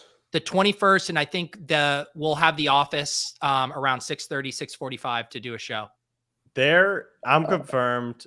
I know Andy will be he'll be TBD, but it's in Brooklyn, right? Yeah, Underdog offices. All right. If we need food for the event, I mean, we will be live by then. And if we could double our total sales to date by catering for like 12 people, that would be pretty big. Yeah, I'll be there. That's Tuesday night. Monday, I think Knights is doing an event. I'm not positive, but I think we announced that. And did you see our big trade today? Yes, you guys got TO. We got Terrell Owens on the fucking squad. Yeah, we traded for TO. Three-way deal, I saw. Yeah, so Johnny Manziel and TO were teammates. They were 0-5. We're 4-1. We're playing Bored Apes, who's undefeated this week. We lost them on like the last possession in week 1. And now we just added Terrell Owens and Hollywood, player named Hollywood. So I got to have one Hollywood in my life at all times. So we're very excited about that. We're going to win the league. I'm going to go back to back. Let's get T.O. on Club Top Shot. Chop it up That'll with be T.O. fun. Does he have, I guess we got to get him an NFT now. It's true. It's true. What I just went to his Twitter page though. He has not tweeted about joining the Knights of Degen. You gotta reach out to him. Get that tweet out there. Yeah, that's actually, maybe we'll just bench him, or because the fans call plays, we just won't throw in his direction. Until See, that's where we're playing chess over here. No, he's doing a slow rollout like settlement with the Knights of Degen PFP. You just gotta, work up to it. Yeah. Let's see. Andy, you said you're questionable for Yeah, I need to see. We have like a pretty busy week for NFT NYC now. It's adding up to be. And so, Yeah. Wow. I'm not Someone totally just sure. swept the floor on my announcement and discussion of Terrell Owens. I mean, unbelievable. Now, please, everyone, go to snapbackkitchen.com and sweep the hell out of those chicken tendies. The floor on them, it's low, but it will be high. There you go. Mike, anything else going on with you? No, I don't think anything else. I have a Levitan update. I have a tennis ball machine that's getting delivered tomorrow to train. So have you been tracking Levitan recently? Like saying you have a Levitan update and balls is a very choice words. I've not been tracking Levitan.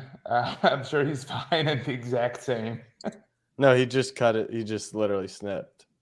Oh, did he? Actually, I saw some commentary around that a few months back. Some commentary. He has snipped?